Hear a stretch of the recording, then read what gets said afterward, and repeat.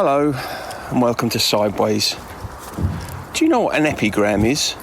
No, neither did I. But this week, Martin enlightens us as we try and work out why we sometimes avoid subjects that really ought to be discussed. There's a new Christmas hat on the postbox outside my house, a tale about naughty Tibetan monks getting high on something other than their own inner peace, and we marvel at Frank Zappa's choice of children's names. Yes, we're talking about it. The elephant in the room. There we are. I'm all ears. Okay. Are you good? I'm all right, thanks. Are you? Yeah, I'm fine. I prefer these earlier starts, to be honest. Have you got a new T-shirt on? This is does that come out backwards, that writing? Well, not to me. 9 below 0. Yeah, that's all right, yeah.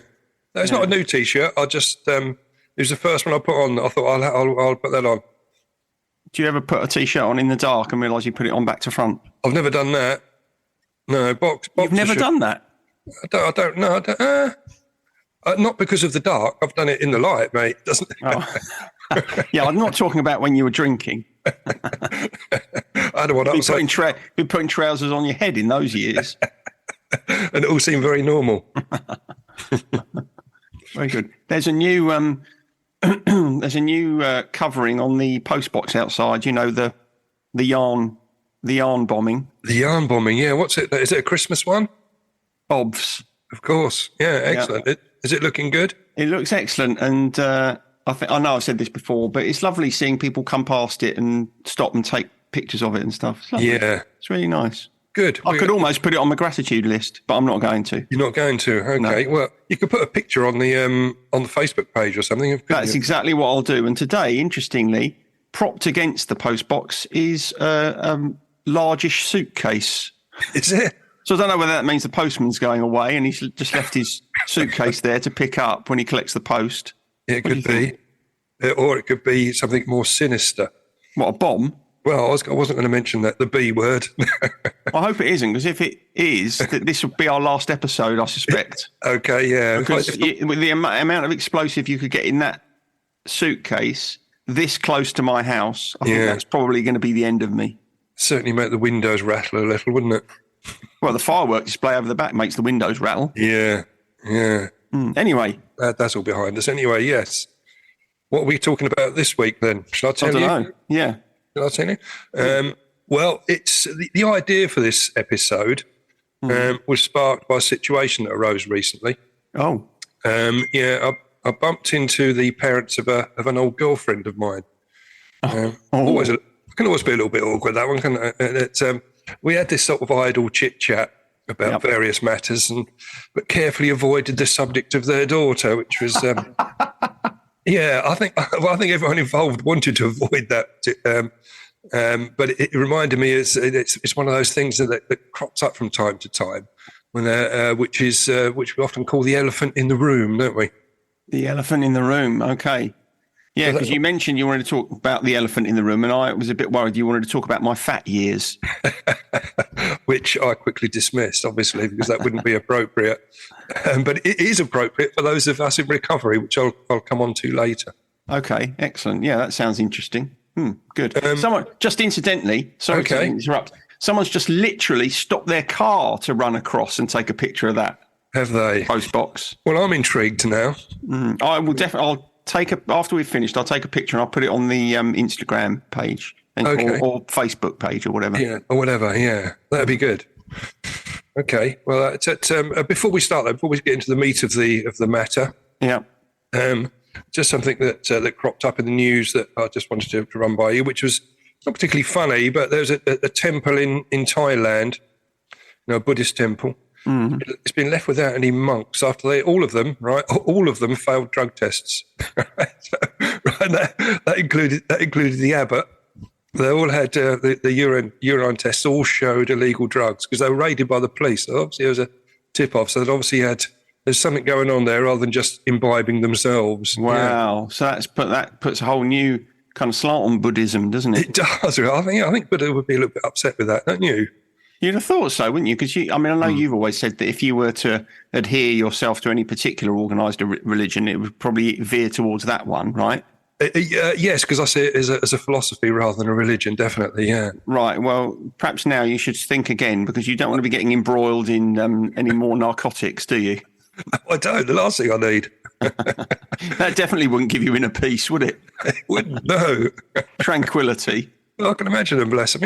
It just seems weird that an organisation which does rely on, meditation and inner peace to get to that point of, they'll try to reach nirvana, don't they? I suppose. I mean, I've often wondered how Tibetan monks can meditate for so long. But obviously, if they're stoned out of their brains, that would explain why, wouldn't it? They're off their nuts, yeah, most of the time, yeah. I'm sure that's not representative of it, but. Well, if you are a Buddhist and you're listening in, then let us know. Let us know. We'd be pleased to be informed on that, wouldn't we? We would. Yeah. But the monastic chief there had to appoint like temp monks. Temp monks to go look after the cats and dogs that were wandering around there. Yeah. Do you think they have? Do you think there's a monk temping agency? They send them all off around the different temples. Yeah. You'd go in there, wouldn't you? You wouldn't be able to ask for a job. You have to go in there, and I don't know how you do it. What would you do? I mean, I suppose not all. I don't know if Tibetan monks are. Are they silent orders, or can they speak? I don't really know. I think there are certain orders, aren't there, which do adhere to that protocol. I've often thought that doing a monastic retreat would be quite nice. I think it would. I mean, I've been to a Buddhist temple in Thailand, and there's an incredible amount of serenity which just engulfs you as you go in. Yeah. Yeah, although if you went to a temple in Thailand, I imagine that would have been in your drinking years. It was in my drinking years. Yeah. Yeah. I was looking for the bar. You're right. You probably, in those days, if you had spoken to the right monk, you probably would have got sorted out, wouldn't you? More than a beer, yeah, by the sound of things, yeah. Very good. We're being almost irreverent, aren't we, really? Yeah, you'll accuse me of glamorising it in a minute. I will. Yeah, you're getting very close to it, mate. Yeah. Just when we're on the subject of glamorising drug and alcohol abuse. Yeah. I was talking to my son and his girlfriend yesterday. Went off to a birthday celebration in London, which involved a bottomless brunch. Oh yeah. You're familiar with those, right? Yes, I am. Yeah. And I wondered, because when we were talking about it, I thought, I wonder how Martin would have fared at a bottomless brunch in his heyday of drinking. I mean, you that would have been quite serious, I imagine, wouldn't it? They would have. Yeah, the waiters tend to stop coming to the table because they know you just call them over. Yeah, yeah. You can't catch their eye when you're in that sort of mood. Yeah, bizarrely, their profits would be seriously dented. Well, it's not really bottomless, then, is it? Absolutely not. No. There's certain constraints. It's like that guy in Afterlife who was bemoaning being thrown out of the all-you-can-eat buffet. Oh, that's right. Yeah. Yeah. Yeah. Yeah. He was getting in there when it opened and staying in there till it closed. Yeah. So they're absolutely right. Yeah. It'd be commercial suicide, wouldn't it? If you allowed that to go on. Anyway, before we click on any further, should we get back to the subject matter? Yeah, let's do that. Yeah. Can we do that? I mean, do you know the origins of the phrase "elephant in the room"? No, we've got no idea. I can tell you if you like. Yeah, please do. You keen to hear? Please do, yeah. There's a chap called Ivan Krylov, right? This is back in 1814. Made up name, yeah. Yeah? Made up name. Well, he was a Russian poet, and he wrote fables as well. And when you're looking at fables, the people that write them are either called fabulists or fabulists. Really? Yeah, it's spelt as a fabulist, so I like that name better. So he's a fabulist as well. Fabulist, yeah. Okay, good. And he wrote a fable entitled "The Inquisitive Man," which tells of a man who goes into a museum and notices all sorts of little tiny things, but fails to notice an elephant.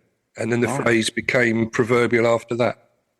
Oh, okay. Yeah, and he was also described as being prolifically epigrammatic, this chap, old Ivan. Right. Now, I didn't really know what that meant. You probably do, but it's... I don't think I do, really, no. No. Well, I didn't really know what an epigram was, but I looked it up, and it's like a brief, interesting, sort of memorable and sometimes surprising or satirical statement. Yeah, we're not going to... We won't trouble the scorers there, will we? Well wide of the mark on that one, yeah. Yeah. Okay, good. So he came up with elephant in the room. And particularly, well, I talked about it on my intro there, the subject of someone drinking too much can often become an EITR. Do you like Elephant in the room? Yeah, do you like my text talk there, my text speak? Yeah, that's very good, yeah. Yeah. I don't know if anyone else would understand it in any other context. EITR, no, I just made that up. But I thought, when I was doing that, when I wrote it down, I thought, I wonder what we're looking at text talk. I wonder what the five most popular text talks are. And I've got a list, actually. Have you? Yeah, I have. Are you interested in the top? I mean, there's a list of 50. I know I don't propose to go through that lot. Not really interested in any of them. No. Tell me the top one. All right, LOL. Yeah, well, I suppose that figures, doesn't it? I was just thinking that if you constantly used EITR and I let you continuously use it throughout the episode without saying anything, that would in fact be a bit meta, wouldn't it? Because it would be the elephant in the room. It would. I'd be thinking, well, hang on, you're using something that most people aren't going to understand here, but I'm not saying anything about it. This is getting weird, isn't it? Yeah, I think we might have moved into a parallel universe. But going back to the drinking EITR, the drinking one, when that's brought up, because I mean, I suppose, I was subjected to it. I know lots of other people are as well, and it's a strange one because the accuser's always going to deny it, and it can become very confrontational, which is why it's often left to smoulder on the back burner until it can be ignored no longer. What do you think? In what way does it sort of? In what way? Oh dear, I've forgotten to turn my notifications off. That's quite bad for me, isn't it? It is. Really. What way do you think it tends to kind of show up in drinkers? So what would I be noticing about someone's drinking behaviour that might get to the point where the fact that I was not mentioning it has now become an elephant in the room? You know, if someone goes out and gets drunk, well, you wouldn't bat an eyelid at that, would you? No. I'm wondering at what point you start thinking, hang on, there's a problem here, but I'm holding back from mentioning it for some reason. I wonder what sort of behaviours you might be seeing in someone. Is it the consistency of their drinking? Is it the regularity of it? Is the extent of it? What sort of things all of those. All of the really, above. All of the above. But I think it's really when it's out with the normal confines, especially if you're out in a group and someone. Right. I think we discussed it many years ago when we could see people that tended to drink more than the rest of us. And I think I pretty quickly joined that list. But there's always someone. I think everyone knows someone. If you're out with a bunch of people that can drink more than anyone else and will drink longer and more consistently. And so I think when in your younger days, it's almost like a badge of honour. It's a bit of bravado. As you get older, it becomes problematic. And I think it's at that point that people start to mention it, don't they? Oh, right. I suppose that's what I meant, really, because all of those things that you talk about yourself doing in your younger years, I noticed all those, but I would never have thought, oh, hang on, there's a problem here, I need to mention. No, because I remember another elephant in the room was when I had cancer, and people found it really difficult to talk to me about it. It's one of those subjects that you don't really want to talk about. But now with the incidence of nearly 1 in every 2 people getting cancer at some point in their life, it's not so much a problem. But it's still quite tricky, isn't it, to talk to someone about it? Yeah, it's like death. Yes, absolutely. I mean, 1 in 1 people get that, don't they? Yeah, but it's what I mean is when someone suffered a bereavement, it's easy to know who your real friends are then, because people will go missing on you. Yeah. When you're grieving, because they don't want to deal with it, don't want to talk about it. They're sort of thinking, people sometimes say, I don't want to bring it up in case it upsets them. And you think, well, how's it going to upset? How's you bringing it up going to upset them more than someone dying? Yeah, well, quite, yeah. So that becomes an elephant in the room, because any subject that you think, I can't bring that up for whatever reason is. Well, you're uncomfortable. You don't know what to say. That's the thing, isn't it? I mean, what do you say during a bereavement? And they're in a better place, and you can go through the normal cliches and platitudes. I don't think you need to say any of those things, do you? You just need to be. We do. You just need to be the friend that you were before the person died. I agree. The same with any of these issues, like having a drink issue or cancer or whatever. It is being there, isn't it, and being a shoulder and making sure you can, if help is needed in any direction, to do that as well. To be there for that. Yeah, just being consistent. Absolutely. Yeah, I agree. I mean, do you remember back in the corporate days? I remember there's a certain manager I used to deal with, and he used to talk about small problems becoming elephants, rather than just elephants in the room, but becoming elephants. Right. Which is, he also described it as if there's a little small problem. If you didn't deal with it, as it walked towards you, it became larger and more intimidating to deal with. Now, I was just looking at my notes now, but as it walks towards you, it becomes larger, more intimidating to deal with. Now, for me, that would have been the way I'd have dealt with it, just have more lager. That is literally true, isn't it? So as a problem came towards you, you would turn into lager. I did, yeah. Or vodka. Or vodka, but it would have been lager in the early days, yeah. Yeah, I suppose that's true, isn't it? Is that the same as an elephant in the room? No, it's not really. It came up when I was doing my research. There's lots of things. It just reminded me of that, really. And elephants, it came up. There's white elephants, isn't there, as well? Elephants get a bit of they're almost used in a pejorative term sometimes. Yeah, I love an elephant, me. I do. But when it came up, I'm sure I can remember it correctly, but it's in Feng Shui, Feng Shui, which is the Chinese practice of positioning things in your rooms and your surroundings, isn't it? Mm-hmm. Elephants are really important in that. And if you have an elephant that's facing towards the door, that's supposed to keep you safe. And if it's facing into the room, and then it brings good luck and all that sort of thing into the room. No, I haven't got any elephants. Where does that leave me? Well, you have to buy one and get one. What, you have to? What, a real one? Well, I suppose you could. That'd be a bit messy, but you can get them in all sorts of shapes and sizes, can't you? Yeah, I suppose so. I wouldn't want a real elephant in the house, though. You wouldn't really make on the carpets. Well, and it wouldn't really balance your yin and your yang, would it, and maintain the flow of qi, would it? Which is what Feng Shui is all about. Which to me is all. You've been hanging around with some Tibetan monks, I reckon. It's all CB as far as I'm concerned, mate. CB. Yeah, complete bollocks. Oh, I was thinking complete bullshit. Well, yeah, either fits both, doesn't it? That'd be CBS, though, wouldn't it? Unless bullshit. Yeah, because bullshit is always BS, isn't it? It is, really, yeah. Yeah. Anyway. Glad we got that one out of the way. So how do we deal with this? How best to deal with it? Because it is awkward, isn't it? It is awkward. And it's just, I've got a few notes upon what or how to deal with it when there is an elephant in the room. Okay. Have you got any ideas on that, or shall I crack on? Well, I have got some ideas on it, but I'm happy to hear yours. Okay. I was kind of thinking about something before that, which is, and maybe we've spoken about this. I was wondering about the reasons we don't bring stuff up. You mentioned one there when we were talking about bereavement. Yeah. I think sometimes we treat things as if they're elephants in the room because, if it's a question or a conversation, we don't want an answer. We don't want clarity because we're fearful of the clarity. We're fearful of confrontation as well, aren't we? But once it has been clarified, then there's no room for movement. You've got to deal with it, haven't you? Well, certainly in terms of an elephant in the room being related to someone's relationship with drink. Yeah. If you bring that up, then if the other person denies it, you would probably feel as if you have, potentially done some damage to that relationship. And if the other person doesn't deny it, then where are you at? Well, exactly. Yeah, something's got to be done, isn't it? But I think the first point really is to verify that it's real, because perceptions aren't always reality, are they? And you've got to make sure that elephant is actually there, and you're not just doing it on hearsay or something you've imagined. It's not an invisible elephant. An invisible elephant. But that elephant could be feeling invisible after last week's episode. Oh, yeah, that's right. Yeah. Okay, so you've got to check your facts. You've got to verify it. You've got to make sure that it's true. And then the timing, I think, is really important as well. I think you've got to pick when it's best to. With drinking, it's going to be really tough.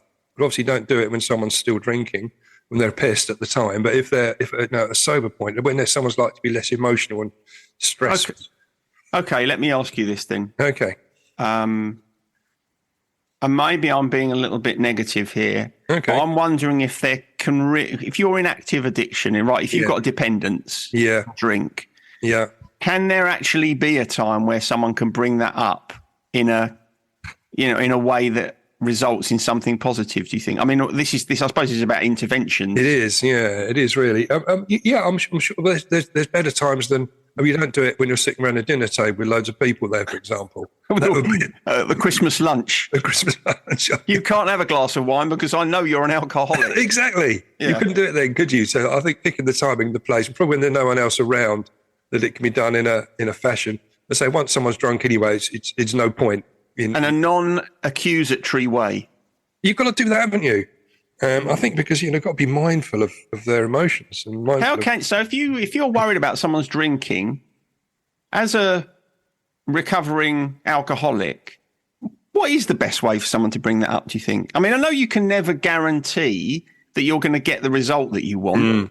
But what should people be thinking about? What is the best way to do it? So timing is obviously important. Timing is really important. And then once you've verified that it's not your own perception, it is, you've taken your time to sort of collate the evidence, if you like, or to come up with a plan. I think it's tough because you've got to be quite direct on that. And you've got to be honest. And I think if, it's just the small aspects of the issue will only, if you tiptoe around the little small aspects of it, if you say, perhaps you've had one too many shandy or something like that, you've got to be quite direct and say, I think this is an issue. But if I was to speak to someone about it, I would probably say, do you think you have an issue with a drink? Which they'll almost definitely say no, but it opens up the line of communication. You can go on from there. It's a softer approach. Right. So if you say to someone, do you think you've got a problem? And they say, no, I don't. Where would you go then? It's a tough one, isn't it? But then you have to sort of, that's the maximum amount of tiptoeing you can do at that point. And you say, well, from what I observed, then there is there something I think you probably have is getting out of control? Is there something I can help you with? Right. Because there are ways of dealing with this. Do you want me to help you? Right, so you wouldn't say you're a lying bastard, you have got a problem with drink. Well, I think you could do, but I suspect the line of communication at that point would be closed for quite some time. I think it's allowing the person to come back to you. I mean, this is not just for drink, but for anything, like any elephant in the room that there's been a while and you think, it needs to be addressed, it needs to be sorted out. Because it can go on for long, it can go on for years, can't it? Of putting up with it. And it can fester. Yeah, I mean, I think there is a question there, isn't there, around the anxiety that's associated with something being an elephant in the room. So your opening example of meeting your ex's parents. Yeah. To be honest, the way that the three of you dealt with it was probably quite reasonable, wasn't it? You're probably not going to see them again for years, if at all. No. Why would you bring that up? Because it's going to make you all feel awkward. That's it, yeah. So there are situations where an elephant in the room probably is best left unrecognised. That's right, yeah. I think it all depends upon the ongoing relationship you have with that other person. Because it's if it's a manager at work, for example, we've got to continue working with the person, so it needs to be ironed out. If the relationship is just fleeting, like it was, just bumping into someone I hadn't seen for years, and you, as you rightly say, probably won't ever see again. No need for it. But so it's the timing, isn't it, and the environment and the context. Yeah. So I think there's something here around if the fact that there is an elephant in the room is causing you anxiety or discomfort or feeling of awkwardness, then you're better off addressing it. Yeah, you are. Absolutely right. Yeah. And it's encouraging the other person to speak as well. To make sure that line of communication is open. So there are ways of dealing with it which you're both happy with. Yeah. And that's about it, really. That's all. It's quite a difficult subject to look at because there was, as I say, lots of rabbit holes you go down on elephants and elephants in the room. But I picked out the bits that I thought that's probably going to be about right for what I want to talk about. Well, I think that last point that we were just discussing is the important one, isn't it? If it's because going back to the examples we were using around bereavement or illness, that is going to cause a block in that relationship. It's going to cause feelings of anxiety and awkwardness and discomfort. If you are in that position in a relationship because of something that is not being discussed, then you're better off discussing it. Yeah, you are. I think. And, however you decide to approach it, you can approach it gingerly and cautiously and, with an open mind. But all the time you leave it is important to remember that the anxiety that you feel or the negative emotion you feel is never going to get better. So I agree, and that's a good place to sort of wrap up the bulk of what I wanted to talk about, really, mate. good. I was going to put some quotes in, but I didn't find anything that particularly inspired me. Oh, you should have gone back to that bloke who's an epigramologist. he'd have found something, wouldn't he? He was epigrammatic. Yeah. Was he? Yeah. He'd have come up with he's a fabulist as well, so he'd have come up with a fable about it, wouldn't he? Yeah. Okay. Good. But I wanted to spend a little bit more time on gratitude this week. That's Great. Okay, good. Did you want to go first on your gratitude? Well, I will go first, because if you want to spend a bit of time on it, I better give you the floor. Okay. I'll tell you what I'm grateful for. I'm grateful for being around birds.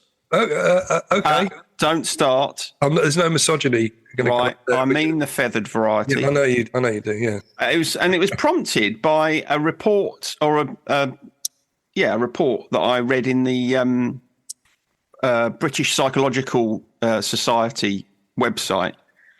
There was some research done showing that our well-being is improved not just by being out in nature, but specifically by hearing and seeing birds. Okay. And I can remember, do you remember when one of our listeners said, I like the bit of bird song at the start? Yes. She probably didn't like the rest of the episode, but she liked that bit. Rubbish. And I put some more at the end of the next episode for her. Yeah. And then more recently, I realised that, stupid really, this time of year, there are fewer birds singing around because it's kind of winter. Yeah. But it really has a big kind of impact on your kind of sense of well-being if you're out and you're able to hear kind of different bird song and, enjoy the sounds of nature rather than just being in nature. So that's what I'm grateful for this week. Oh, well, that makes absolute sense. I'd never thought about it in the depth that you have there, but yeah, it does make sense. I think we all like that, don't we? I've even got an app on my phone that identifies what bird I'm listening to. Have you? Okay, yeah, let's take it to another level. Yeah, I don't know how accurate it is. Everything seems to be a wood pigeon, but still. Does it? Okay, well, I've got the only thing, because I've got sort of 3 things on my gratitude list. 3? Well, yeah. Bloody hell. I know. The first one was having a week off work, which is sort of always talk about work-life balance and trying to get that right. Time off's lovely, isn't it? So it's been really nice because I've been able to obviously watch the World Cup, which has been great. Watch the group games in the World Cup. It's a good week to do that. And I've managed to get all my Christmas shopping done as well, which is remarkable for me. I'm normally a bit of a bar humbug when it comes to Christmas. Wow, that is quite impressive. You did it all this week? I've done it all this week. Because I went some of it retail, some of it online. But Right. I've tried to do as much retail as I can. But I also found wandering around, it gave me ideas that I was then able to get online. It took me a little while. But yeah, getting it all sorted out. I'm grateful for that because it always hangs over me. You've got peace of mind now, haven't you? I have. I was almost going to say the big day then, but I can't stand it when people say that. No, it's not a big day for everyone, as we've talked about in the past. No, and it's also very annoying when it seems to be particularly TV chefs say things like that. They've made a particularly fancy roast turkey and they say, this is what Christmas is all about. Right, okay. I don't think it is it? No, it's certainly losing the religious message for those people that want to take that route. Precisely. Okay, good. That's 2 out of your 3. I was grateful for, it's my youngest daughter, Lizzie. She's 30 today, in fact. Oh, happy birthday. Well, obviously it won't be happy birthday when you're listening to when this. you listen to it, no. But say happy birthday for last Sunday. Happy birthday for last Sunday, Lizzie. That you're the 4th of December. Yeah.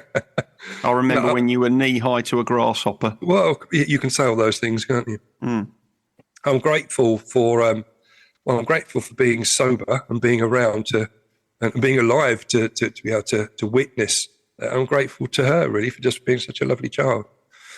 And it's I have 2 lovely daughters, and she's one of them, and it's a joy. And so I was grateful to be able to spend a day with her yesterday up in London, around Borough Market, and in one of the restaurants there to have a brunch, and so that was lovely. Did you go to Neil's Yard Dairy and get tucked up for some expensive cheese on the spot? I was walking around with Lizzie at one point. I said, "There's a cheese shop around here that brings nothing but horror to me." So we've got to go again this year and see if you can do it properly. Well, that would be nice. Yeah, it'd be nice to put that ghost to bed, wouldn't it? The elephant in the room. It is the elephant, all the ghosts of Christmas past. Yeah, all that. I was also grateful for. Christ, this is 4. I know. Which I said it was a bit of a long one, but they're all sort of time sensitive, really. I was also grateful for on Friday night. I went to a gig down at the Corn Exchange. Do you remember the Corn Exchange in Maidstone? We used to go for Caroline Road shows and that sort of thing. Yeah, is it still there? It is still there. It's a little bit different inside now. It's got banks of chairs and stuff in there, which is a little bit different. But it was a gig for Nicky Moore, who was obviously quite prolific during the 80s and 90s. He was the lead singer in Samson and Mammoth and Hackensack, Nicky Moore Band and all sorts of things. But I know his 2 boys, and they were quite nervous about putting on this family memorial gig, and it was absolutely fabulous. So I'm grateful for them bringing it to my attention so I could go. And it was a lovely evening. And did you that is nice. Did you do any headbanging by the speakers? Didn't know. I think everyone that went along was of a certain vintage. And so they didn't get invited. We all sat down. So that shows you what it's like. Yeah. Crikey, that's a change, isn't it? It is, yeah. There's someone posting stuff in the post box now. That's not what it's there for. It's there for your delight, isn't it?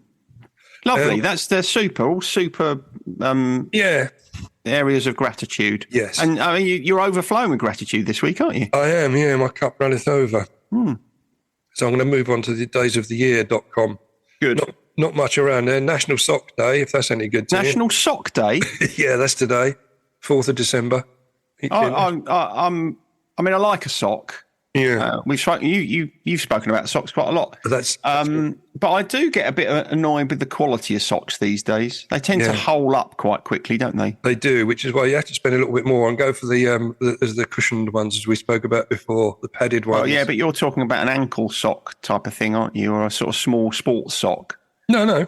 Oh, any sock. Any sock. You can buy any sock. You get padded ordinary socks, do you? You can, yeah. Oh, blimey. I know, real comfort on your feet. But if you think that socks, when I looked at this, socks have been around for about 3,000 years. So they're cave dwellers apparently used to make them from matted goat hair. Well, I don't suppose they were very comfortable. My socks haven't been around for 3,000 years. I'm lucky if they last 3 months. Well, quite, yeah. If they were made from matted goat hair, they may last a bit longer. As long as they're not made from matted goat's cheese, I don't mind. Well, initially, the day wasn't invented until fairly recently. It was really with regards to giving socks to those in need. So that's what it was all about, really. Okay, good. And the only other day that came up was Wear Brown Shoes Day, which is I don't know why you would want to promote the wearing of brown shoes on any particular day or at all. But no, I mean, I when I used to have to dress smartly, I used to like a pair of brown shoes. Yeah. I enjoyed a brown shoe with a blue suit. Well, exactly. Look, there are times when it looks about right, doesn't it? Yeah.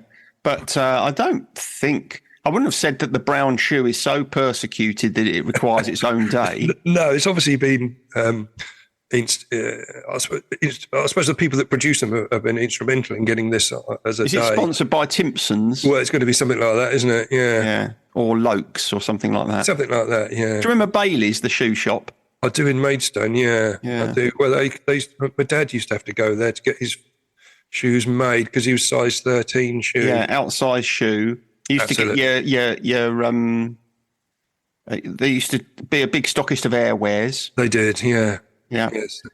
You used to get your quarter tips done in there, didn't you? You did. You're absolutely right. Get those put on your shoes. You say click when you were along the road. Very exactly. Nice. And it was positioned there just in front of Elizabeth Close. It was, yeah, which was probably one of the roughest parts of town, wasn't it? It was, because when I was born, my brother, who's the eldest, so I was the third of 3, as you know. Yeah. When I was born, apparently my brother, he was obviously thinking about Elizabeth Close, because he said to my mum, "We're not going to be one of those big dirty families, are we?" There's plenty of them down there. Well, yeah. Which is long gone now. All been long gone. Sainsbury's now, isn't it? Sainsbury's, yeah. Yeah. Good. So that's it. On this day in music, then just a couple of quick ones. Mm-hmm. on this day, 4th of December 1993, Frank Zappa died. I was watching an interview with Frank Zappa the other day. He was talking about guitar solos and saying how, if you go and see most people, you'll see a kind of the same solo over and over again. But that he favoured improvisation. He was actually a fantastic musician, wasn't he?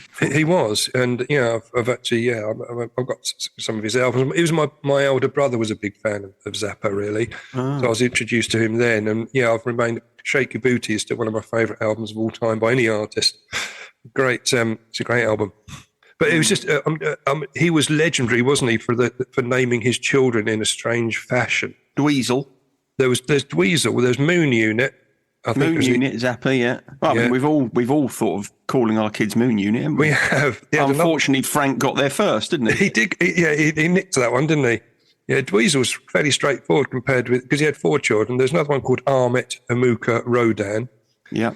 The last one was a girl, and she was called Diva Thin Muffin Pigeon Zappa. Now, poor girl. Diva Thin Muffin Pigeon? Yeah.